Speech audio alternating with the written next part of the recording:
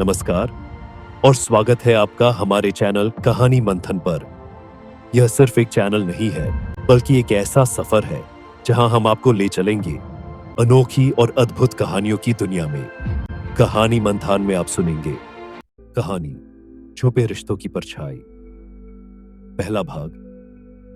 दिल्ली की इस हलचल भरी दुनिया में जहां हर कोई अपनी दौड़ में व्यस्त था, काव्या और रोहित का रिश्ता भी बाहरी दुनिया को आदर्श लग सकता था। शादी के 7 साल बाद भी उनके बीच वो ऊपरी मिठास बरकरार थी जो दूसरों को भ्रमित कर देती थी। लेकिन असलियत में उनके रिश्ते में भावनाओं की वो गहराई गायब थी जो दो आत्माओं को जोड़ती है। काव्या एक साधारण स्कूल टीचर थी। उसकी दिनचर्या सुबह से शाम तक स्कूल के बच्चों के बीच गुजरती थी। रोहित एक मल्टीनेशनल कंपनी में मैनेजर था जो अक्सर देर रात तक काम में व्यस्त रहता। इस व्यस्तता ने दोनों के बीच की दूरी को और गहरा कर दिया। काव्या ने अपने कॉलेज के दिनों के दोस्त अंशुमान से संपर्क किया। यह संपर्क किसी खास योजना के तहत नहीं था। एक दिन सोशल मीडिया पर स्क्रॉल करते हुए उसने अंशुमान की तस्वीर देखी। उसकी प्रोफाइल पर नजर पड़ते ही पुरानी यादें ताजा हो गईं। काव्या ने उसे मैसेज किया, अंशु, इतने सालों बाद तुम्हें देख रही हूं, कैसे हो? अंशुमान का जवाब तुरंत आया, काव्या, ये वाकई तुम हो? विश्वास नहीं हो रहा। बस यही मैसेज बातचीत का सिलसिला शुरू करने के लिए काफी था। शुरू में दोनों ने पुरानी यादों और अपने अपने जीवन की कहानियां साझा की। काव्या को महसूस हुआ कि अंशुमान के साथ बात करना बेहद सुकून देने वाला था। वह उसके दर्द को समझने लगा, उसकी खामोशी को पढ़ने लगा। रिश्ते की गहराई धीरे धीरे उनकी बातचीत एक गहरी दोस्ती में बदलने लगी। कॉलेज के दोस्त अब एक दूसरे के राजदार बन गए। काव्या को अंशुमान के साथ वो अपनापन महसूस हुआ जो उसे रोहित के साथ लंबे समय से नहीं मिला था। अंशुमान ने एक दिन काव्या से कहा, तुम खुश नहीं लगती काव्या, क्या बात है? काव्या ने धीरे धीरे अपने दिल का बोझ हल्का किया। उसने रोहित के साथ अपने रिश्ते की खामियों के बारे में बताया। अंशुमान उसे बिना जज किए सुनता रहा। यही उसकी सबसे बड़ी खूबी थी। एक दिन अंशुमान ने काव्या को मिलने के लिए बुलाया। उसने कहा, चाय पर बात करते हैं, शायद अच्छा लगेगा। काव्या ने कुछ देर सोचा, लेकिन फिर मिलने के लिए तैयार हो गई। वो शाम उनके रिश्ते का पहला कदम थी। रोहित को शक होना शुरू हुआ। काव्या और अंशुमान अब नियमित रूप से मिलने लगे। उनके मिलने की कोई ठोस वजह नहीं होती, बस बातें करना और एक दूसरे की कंपनी में सुकून महसूस करना। लेकिन काव्या की इन आदतों ने रोहित को सोचने पर मजबूर कर दिया।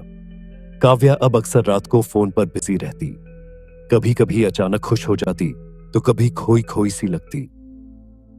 रोहित ने इन सबको नजरअंदाज करने की कोशिश की, लेकिन उसका शक धीरे धीरे बढ़ने लगा। सच्चाई का पर्दाफाश। एक दिन रोहित ने काव्या के फोन पर मैसेज देख लिए। उसने देखा कि काव्या और अंशुमान के बीच की बातचीत केवल दोस्ती तक सीमित नहीं थी। वहां भावनाओं का वो तूफान था जो किसी भी शादीशुदा रिश्ते को हिलाने के लिए काफी था। रोहित ने खुद को शांत रखा। उसने काव्या से इस बारे में कुछ नहीं कहा, लेकिन उसने चुपचाप उन दोनों का पीछा करना शुरू कर दिया। काव्या को भी धीरे धीरे एहसास होने लगा कि वो गलत कर रही है, लेकिन अंशुमान का प्यार उसे उस गिल्ट से लड़ने का साहस देता। वो अब दो दुनियाओं के बीच फंसी हुई थी। एक ओर उसकी शादीशुदा जिंदगी और दूसरी ओर अंशुमान के साथ उसकी भावनात्मक जुड़ाव। एक रात जब काव्या और अंशुमान कैफे में मिले, रोहित ने उन्हें दूर से देखा। उसने उनकी बातें तो नहीं सुनी, लेकिन उनकी नजदीकियों को भांप लिया। अगले दिन काव्या को घर के दरवाजे पर एक गुमनाम पत्र मिला। पत्र में लिखा था, सच ज्यादा देर तक छुपता नहीं, हर झूठ का हिसाब लिया जाएगा, तैयार रहो। काव्या का दिल जोर जोर से धड़कने लगा। उसे समझ नहीं आया कि ये किसने लिखा। क्या रोहित ने यह पत्र लिखा? क्या काव्या सच का सामना करेगी और अंशुमान का क्या होगा? कहानी को आगे बढ़ाने के लिए इसे लाइक करें, शेयर करें और अपनी राय हमें कमेंट्स में जरूर बताएं। आपके हर लाइक, सब्सक्राइब और शेयर से हमारा हौसला बढ़ेगा और हम आप तक और भी अनमोल कहानियां पहुंचा सकेंगे। कहानी छुपे रिश्तों की परछाई, दूसरा भाग। काव्या का दिल उस पत्र को पढ़कर कांप उठा। उसने जल्दबाजी में उसे फाड़कर कूड़ेदान में डाल दिया, लेकिन वह पत्र जैसे उसकी आत्मा पर एक गहरी छाप छोड़ गया।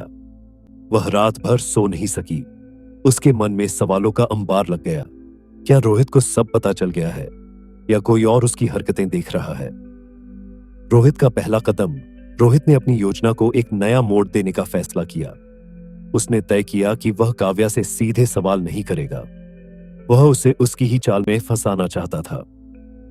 अगले दिन रोहित ने ऑफिस से छुट्टी ली और एक प्राइवेट डिटेक्टिव से संपर्क किया। डिटेक्टिव ने उसे आश्वासन दिया, आप निश्चिंत रहे, मैं हर उस चीज का पता लगाऊंगा जो आपको जाननी चाहिए। डिटेक्टिव ने अपने काम की शुरुआत काव्या की दिनचर्या पर नजर रखने से की। उसकी हर हरकत को रिकॉर्ड किया जाने लगा। काव्या और अंशुमान के बीच की खटपट इधर, काव्या और अंशुमान की मुलाकातें अब भी जारी थीं, लेकिन अब उनके बीच एक अजीब सी खटपट होने लगी थी। काव्या के मन में अपराध बोध और डर घर कर गया था। हर बार जब वह अंशुमान से मिलती तो उसे लगता कि कोई उन्हें देख रहा है। एक दिन अंशुमान ने उससे कहा, तुम हर बार इतनी डरी हुई क्यों लगती हो? हमें खुद पर भरोसा रखना चाहिए। काव्या ने जवाब दिया, मुझे नहीं पता अंशु, मुझे लगता है कि रोहित को कुछ पता चल गया है। अगर उसे पता होता तो अब तक उसने कुछ कहा क्यों नहीं? अंशुमान ने सवाल किया। यही बात मुझे डराती है, उसकी चुप्पी मुझे मार रही है। अंशुमान ने उसे दिलासा दिया, तुम फिक्र मत करो, मैं तुम्हारे साथ हूं। अगर कुछ भी गलत हुआ तो मैं तुम्हें इस सब से निकालने का वादा करता हूं। कहानी को आगे बढ़ाने के लिए इसे लाइक करें, शेयर करें और अपनी राय हमें कमेंट्स में जरूर बताएं। आपके हर लाइक, सब्सक्राइब और शेयर से हमारा हौसला बढ़ेगा और हम आप तक और भी अनमोल कहानियां पहुंचा सकेंगे। रोहित के हाथ सबूत लगते हैं। डिटेक्टिव ने जल्द ही रोहित को सबूत मुहैया कराए। तस्वीरें, कॉल रिकॉर्ड्स और यहां तक कि काव्या और अंशुमान के बीच हुई कुछ निजी बातचीत, ये सबूत रोहित के लिए किसी हथियार से कम नहीं थे। एक रात रोहित अपने कमरे में बैठा इन सबूतों को देख रहा था। उसकी आंखों में गुस्से और दर्द के भाव थे। उसने खुद से कहा, अब वक्त आ गया है कि इस खेल को खत्म किया जाए। काव्या की परेशानी बढ़ती है। काव्या अब दो दुनियाओं के बीच फंस चुकी थी। एक तरफ उसका गिल्ट उसे खाए जा रहा था और दूसरी तरफ अंशुमान का साथ उसे एक अजीब सा सुकून देता था। एक दिन उसने अंशुमान से कहा, हमें अब मिलना बंद कर देना चाहिए, यह सब गलत है। मैं अपनी शादीशुदा जिंदगी बर्बाद नहीं कर सकती। अंशुमान ने गुस्से से कहा, तुमने मुझसे जो वादे किए थे उनका क्या? क्या वो सब झूठ था? काव्या ने कहा, नहीं अंशु, मैं तुमसे प्यार करती हूं, लेकिन मेरा रिश्ता भी मेरी जिम्मेदारी है। मैं रोहित को धोखा देकर खुश नहीं रह सकती। तो फिर मैं क्या करूं? अंशुमान ने दर्द भरे स्वर में पूछा। तुम मेरे लिए सब कुछ हो, मैं तुम्हारे बिना जी नहीं सकता। काव्या ने कुछ नहीं कहा। वह रोने लगी और वहां से चली गई। रोहित का मास्टर प्लान। रोहित ने अपनी योजना को अंजाम देने का फैसला किया। उसने एक रोमांटिक डिनर की योजना बनाई और काव्या को आमंत्रित किया। उस रात टेबल पर मोमबत्तियां जल रही थीं। वाइन की बोतल खुली थी और चारों तरफ एक सुकून भरा माहौल था। काव्या ने पूछा, आज ये सब खास क्यों? रोहित ने मुस्कुराते हुए कहा, बस तुम्हारे साथ कुछ वक्त बिताना चाहता हूं। डिनर के दौरान रोहित ने अचानक कहा, क्या तुम्हें मुझसे कुछ कहना है? काव्या ने चौंकते हुए कहा, नहीं, ऐसा कुछ नहीं। तभी रोहित ने अपना फोन निकाला और उसे एक वीडियो दिखाया। वीडियो में काव्या और अंशुमान की मुलाकातें रिकॉर्ड थीं। काव्या का चेहरा सफेद पड़ गया। उसने कांपते हुए कहा, तुम ये सब कैसे? बस मान लो कि मुझे सब पता चल गया है। अब तुम मुझे सच बताओ, रोहित ने ठंडे स्वर में कहा। काव्या ने रोते हुए सब कुछ कबूल कर लिया। उसने कहा, मुझे नहीं पता कि यह सब कैसे हुआ।